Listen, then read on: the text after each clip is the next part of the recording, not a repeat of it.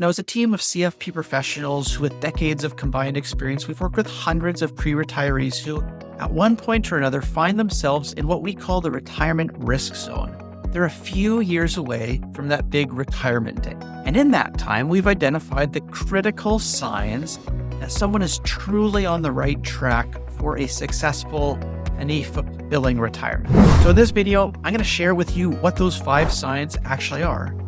And you'll find that not all of them are actually financial. So if you're, say, 4 years out from retirement, or maybe even less, these are the milestone markers that you need to see being reached by now for you to feel confident about your financial future.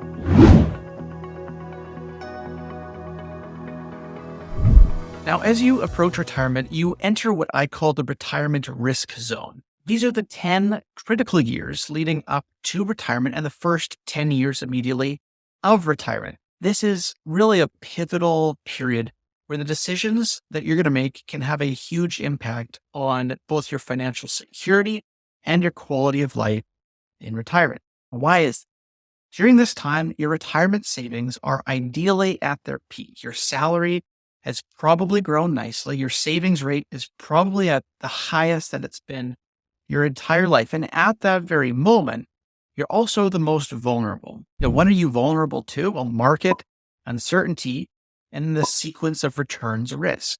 Any major losses that are experienced in this stage can have a profound impact on your retirement lifestyle, especially if you have longevity risk, which is kind of an academic way of saying if you're going to live a really long time. This paper on the retirement risk zone breaks it down in full detail if you prefer the empirical breakdown. But let me just quickly paint a real world example. Picture John and Jane, who are both 60 years old and had planned to retire at age 65.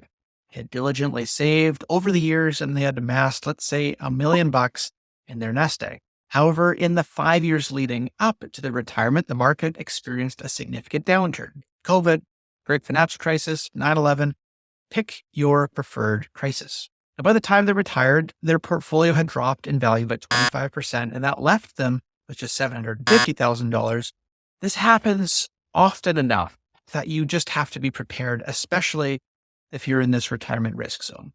Now let's dive into those top 5 signs that you're on the right track at this critical point. First, if you've got a well-diversified investment portfolio, you're heading in the right direction. So here we're looking for a well thought out and evidence-based investment strategy, something that's broadly diversified across multiple asset classes, so stocks, bonds, cash, real estate, maybe some alternatives in there. Especially in the retirement risk zone, we're going to want to see illiquid holdings start to be converted to liquid holdings. So things that you were going to need to convert to cash, progress needs to start to be made here in this risk zone. That likely means saying no to some new investment opportunities that lack the liquidity that you're going to need for this next stage of the retirement game. Now, notably, when we're reviewing this, we're also going to be looking at levels of concentration. So within geography, asset class, maybe a specific stock, say your employer's stock is buried inside a company share purchase plan. For many successful folks, concentration is an absolutely great way to build their wealth. But as the old saying goes, the only way to keep it is with diversification. To be clear, concentration risk leaves a trail of destruction behind it. It's the reason why Silicon Valley Bank failed in 2023, why long-term capital management lost $4.6 billion in 1998 and had to be bailed out, and why the Lehman Brothers filed for bankruptcy in 2008. All of those are just the iconic collapses, the ones that make the headlines. But the financial graveyard of history is filled with concentrated investors at an individual level too. So don't make this history your story as well. By the way, if we haven't ever met, I'm Steve Willems. I'm a wealth advisor with the Willems Wealth Planning Group out here in BC. We started this channel to help you plan for your own retirement, helping you think about how to arrange and plan your investments, your income streams, and ideally have you pay less tax along the way. Now, the second sign that you're on track is if you've got 3 distinct and ideally maxed out retirement accounts. Folks who are maxing out contributions to their RSP or their Registered Retirement Savings Plan and tax-free savings account are demonstrating a strong commitment to saving for their future. Now, importantly, a marker of resilience here is also having a meaningful amount of other after-tax non-registered account value. So not just the RSP and not just the TFSA. I think of this as a form of tax diversification. We've talked about this in past videos, but it's essentially an account that truly serves as a kind of like flex account, a shock absorber of sorts, which really is going to enhance your resilience through the bumps that will inevitably come your way as you're passing through the retirement risk zone. Now, this idea of tax diversification, it holds true for incorporated business owners and professionals too, who often have the bulk of their retirement savings that's trapped inside their company, which really hamstrings their overall plan.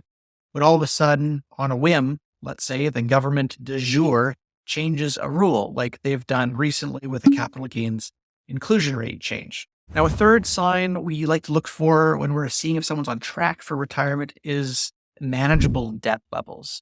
So those nearing retirement, they should have little to no high interest debt. So credit cards, personal loans, they all need to be taken care of. Vehicle loans, so long as they're reasonable, they're probably still fine. Mortgages on principal residences should have an active pay down strategy in place. Ideally, something that's going to reduce those balances materially and in sync with a full pay down by the time you're looking to retire. Tackling the debt in advance is going to free up your cash flow so that it can be redirected to savings and investments, but it also is going to reduce how much lifestyle income is going to be needed in retirement in that decumulation phase.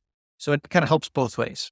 Now, the fourth sign that you're on track is if you've got an active and recently updated financial plan. Folks with a well thought out financial plan are going to have a lot of confidence when it comes to their retirement income, where their money's going to be coming from. So their withdrawal strategy or decumulation strategy, the amount of taxes that they're going to pay in retirement. And as well, it's going to think about some of the estate planning concerns as well. So if you're just a few years out, this plan needs to look a little bit different than past plans that you might have run. Past plans looked at the do I have enough question. Are we on track overall? Now, as we get closer, we want to see plans contemplate more of the granular detail. At this point, we need to confirm when is the right time for someone to take CPP or OAS, or how will their income stream flow in retirement? It's going to come from a couple different spots. How much cash needs to be bucketed to fund the first few years of retirement spending, and where should that live? All of these things need to be tested. They need to be tailored in this plan, often to a degree that isn't done when you're just plowing through that accumulation phase. So assuming you've got that plan, we also want to see that someone, somewhere, somehow is tracking your progress against it. You don't just want to have it drafted up and then tuck it into the filing cabinet, never to be seen. Again, at minimum, an annual tracking process or exercise should spot any gaps between expectations and reality so that, if needed, any course corrections can occur. Now, the fifth and final sign that we want to see as folks edge closer to retirement actually has nothing to do with the dollars and the cents. We want to see folks essentially coming to the realization of the life they want to design after they retire. And those nearing retirement who have developed hobbies and interests and a strong social network outside of their work, they manage the transition into retirement just so much easier. For them, it feels natural. It feels smooth. Some might even say it feels easy. If you're not planting the seeds now, developing those new interests, developing those new hobbies, maintaining those social connections and those friendships, folks find that they just struggle embracing that new identity in the first part of their retirement. Some struggle with the loss of that structure and the routine. A sense of aimlessness can kind of set in. Well, otherwise capable and confident people all of a sudden find themselves pulled into a depression of sorts in its worst state. Now, much of this is avoidable by proactively pursuing these new passions in advance of that key transition date. So that's it.